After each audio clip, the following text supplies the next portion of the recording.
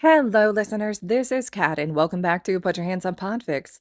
This will be the continuation of Call Our Crimes a Work of Art. This will be Part 9, Chapters 17 and 18. Kirishima. Kirishima jerks awake when the alarm in the dorms goes off. What? His phone is ringing. Hadn't he silenced it? He picks it up.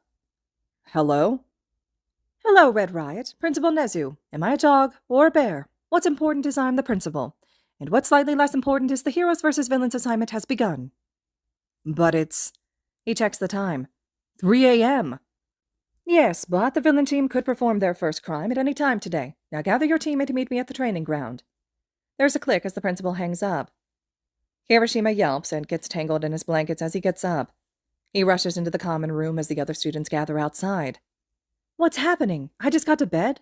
Mina asks. Apparently the villain team made their first move. There's a series of soft curses from everyone, and a string of them from Bakugo. Come on, we don't have time to waste. We should collect the rest of our teammates and make our way to the changing room, Ida says. Right, let's go, guys, Kirishima says. Todoroki. Shota doesn't know what possessed him to join Midoriya's team. That's a lie. He does know. He's just not willing to think about how he would follow his first friend down any path he decided to take. He was shocked that only he and Momo had joined with Midoriya. Don't their other friends know that Midoriya would be the logical choice?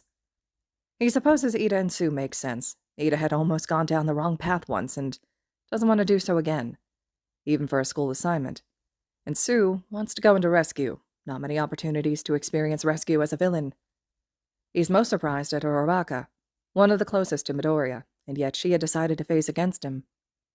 He would have thought she would jump at the chance to have a rematch against Bakugo. Alas, she hadn't. Her loss.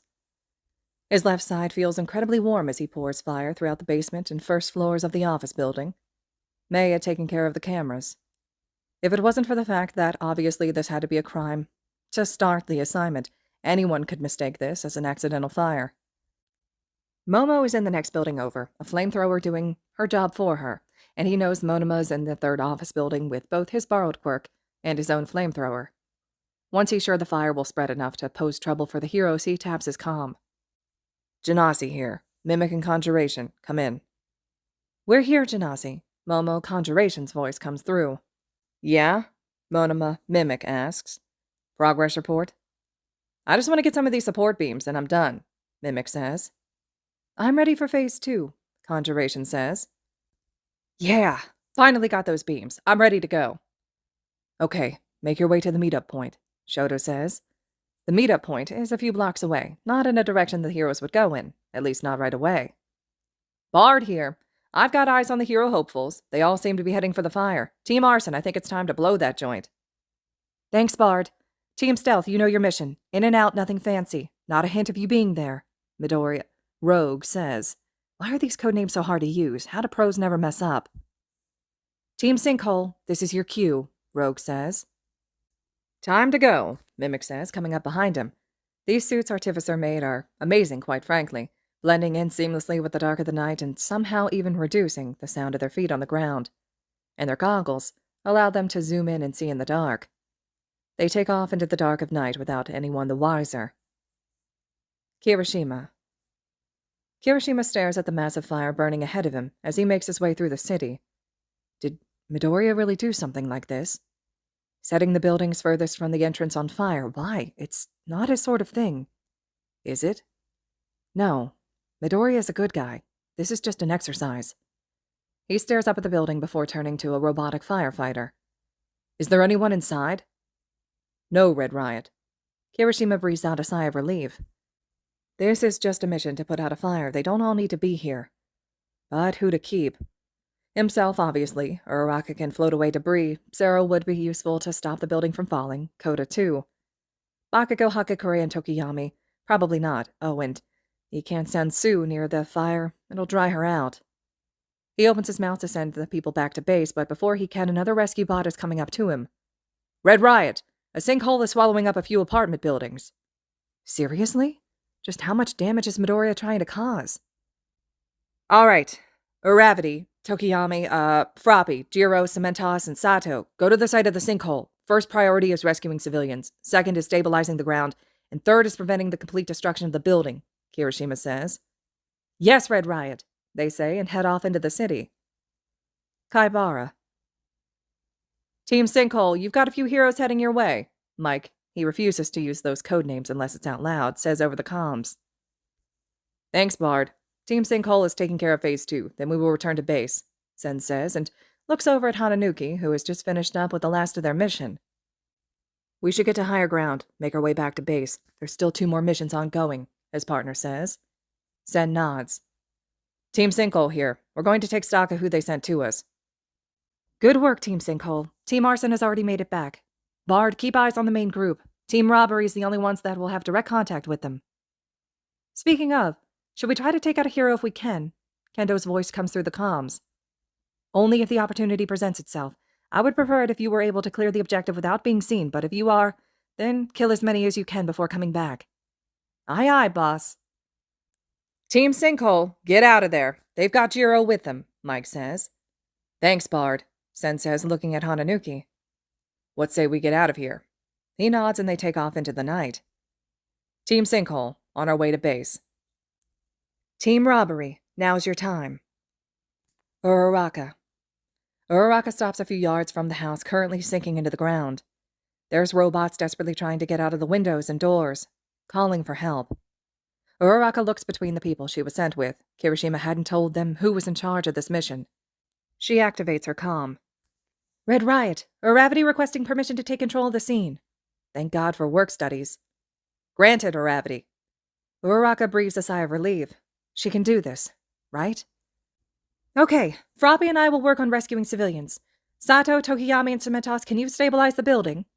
Yes. Jiro, can you listen and keep us notified of any immediate rescues and how many people are left? Yeah. All right, guys, let's get to work. A sudden scream has them all turning to look. The ambulance and several of the ones behind it has suddenly sunk into the ground. Tokiyami, check on them and call for more medical personnel. Tell them to avoid those roads. How did Deku do all of this? Kirishima. Kirishima can tell Bakugo is getting antsy. He hasn't been able to do much. His explosions would cause too much trouble. Should he send some of the others to the base, or should he send some more back up to the sinkhole? He's not sure. Shit. A police bot comes up to him. What now? All these attacks are so unmanly. Red Riot, there's a break-in at the First Bank of Japan. Okay, a robbery. He knows who to send. Bakugo, Vlad King, Real Steel, and Kaminari, you're in charge of handling this mission, he says. Yes, Red Riot. I'll kill those villainous bastards. Priority 1 is getting any civilians out, then apprehending the criminals responsible. They take off. Kendo. Robbing a bank is surprisingly easy when you don't care about tripping alarms or the doors. Having Iwase weld anything and everything to the doors and windows was a streak of genius. No line of sight in, except for the special hole for Yanagi, and no way to just brute force the doors. And May had given them a blowtorch to get through the vault door. It was easy pickings for Yanagi to literally make the money fly into the bag. Iwase, don't forget to delete the bank records. We don't want them tracing the serial numbers, Kendo says, watching him plug into the drive May had also given them. Heads up, Team Robbery, we've got a Bomberanian, Bard says. That's the one person they didn't want. Shit, that's the one person we didn't want. Who else, Bard? Tin Can and Bloodman. Rogue, we're done with our mission. Need an extraction, Kendo says. Rerouting Team Sinkhole into Team Extraction. Contingency plan annoyance is a go. Team Extraction, what's your ETA? Once you distract them, 4 minutes, comes Kaibara's voice over the comms. Bard, you're going to Mission Phase 1A. Go to the bank as backup. You have my full permission to do whatever you need to take out any hero. Kendo moves aside to let Yanagi look through her special hole in the blockade. As soon as they can see the 3 heroes coming down the street, trash starts flying at them. Distraction in place! Go, go, go, Team Extraction! Kendo demands. What follows is 4 minutes of hell. Vlad King had taken cover, but Bakugo and Real Steel were still trying to fight through the storm of trash, and Yanagi was running out of trash cans to stick over the head of the blonde.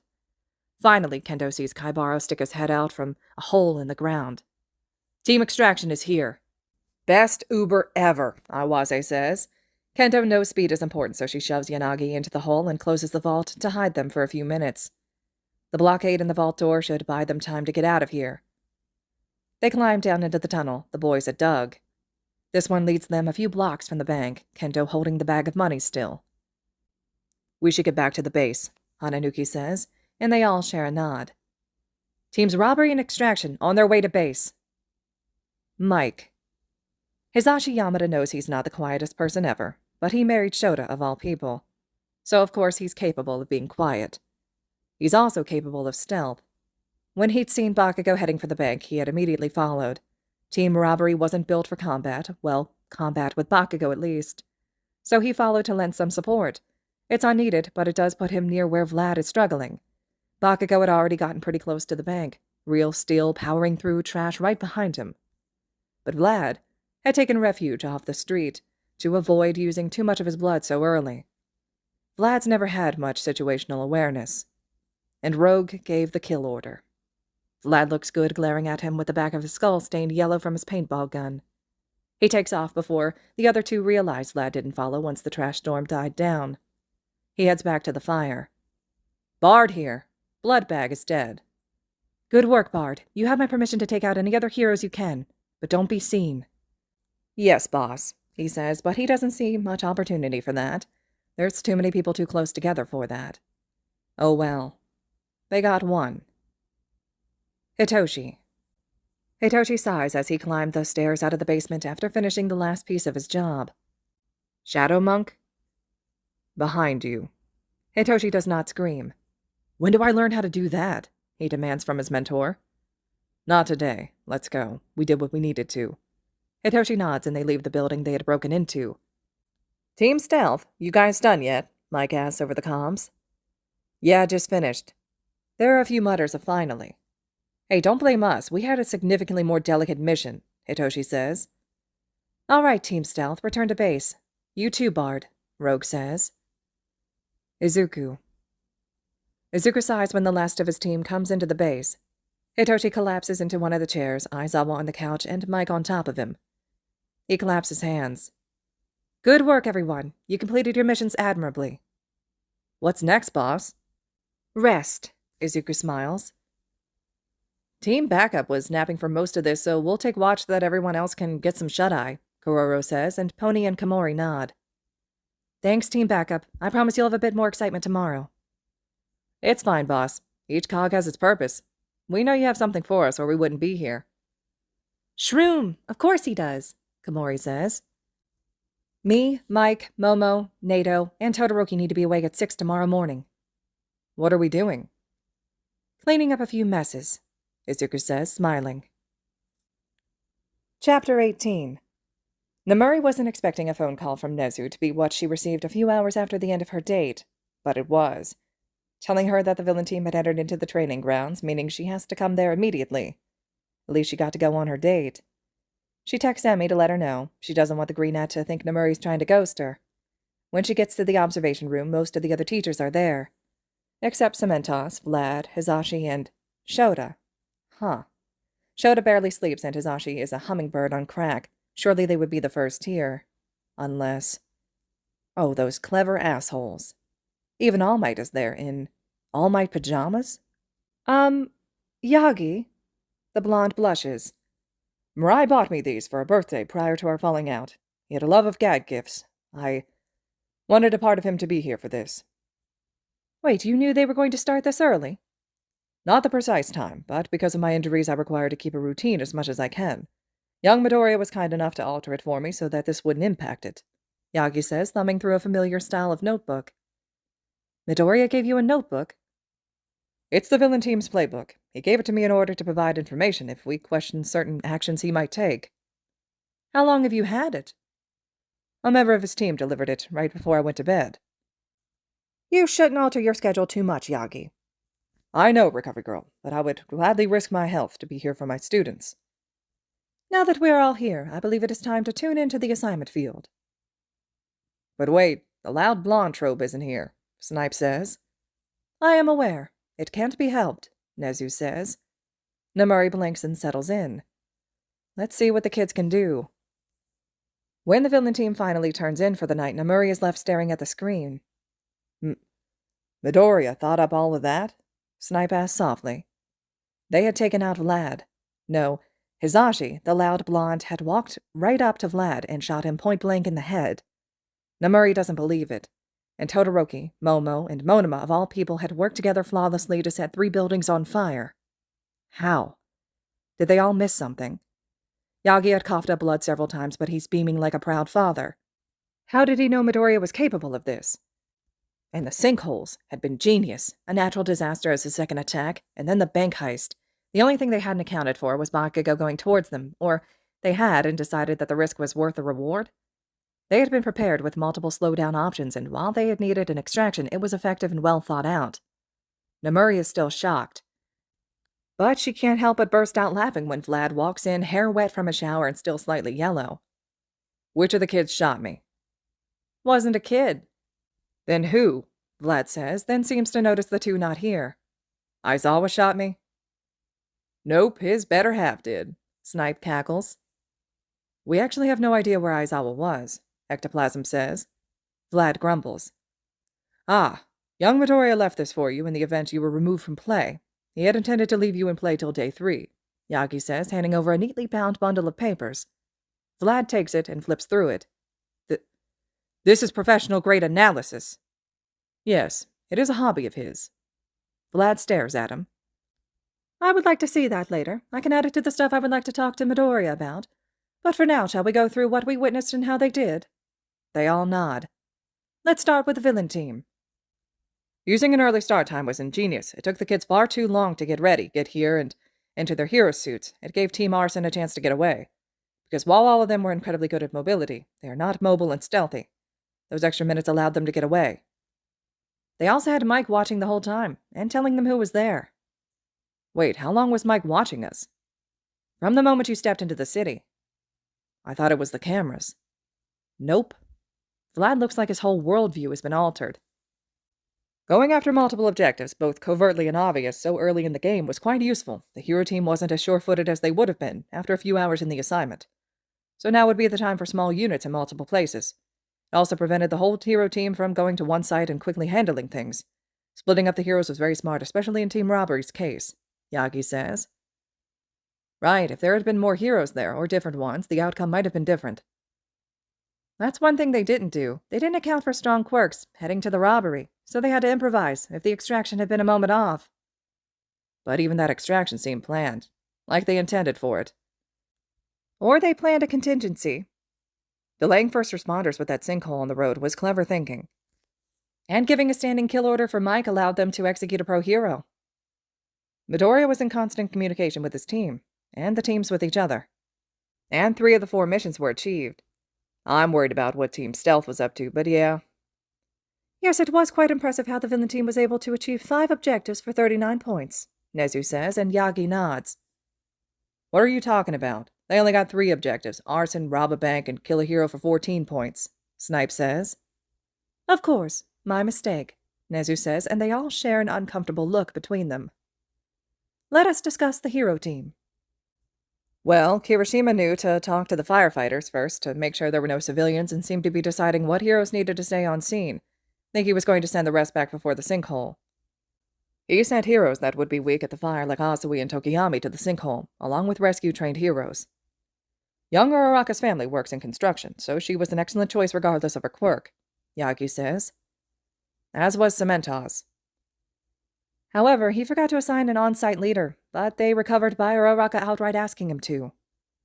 Aside from none of them noticing Mike following them, I think a big mistake he's making is not utilizing Class 1B very much. Midoriya has proved that he will use whoever he can. Kirishima also was right to send a capture specialist, defense, and attack to robbery, but he sent the wrong people.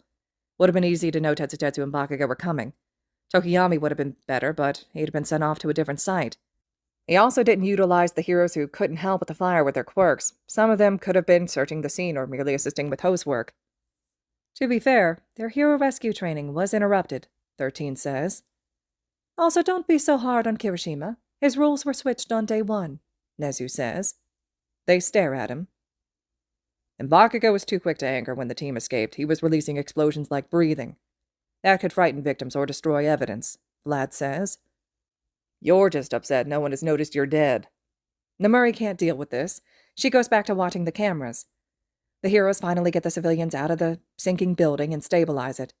They get the fire out. And Bakugo storms out of the bank. And finds Vlad's body, a scarecrow dressed like him with a splotch of paint on the back of its head. She sees Tetsu stare at it before calling in the death. Poor boy. A student shouldn't be the one to find their teacher dead. It's horrible. Eventually, an hour before dawn, the heroes drag themselves to the agency and into their rooms. Some of the 1B students, the ones who joined at the 3-day mark, are stuck camping in the lounge. But they're out, like they inhaled her quirk. Poor kids. As the sun rises, they see the villains rise with it and start applying makeup. What? The kids Midoriya mentioned having a mission are getting ready and putting on makeup. And then when they're barely recognizable, they head out.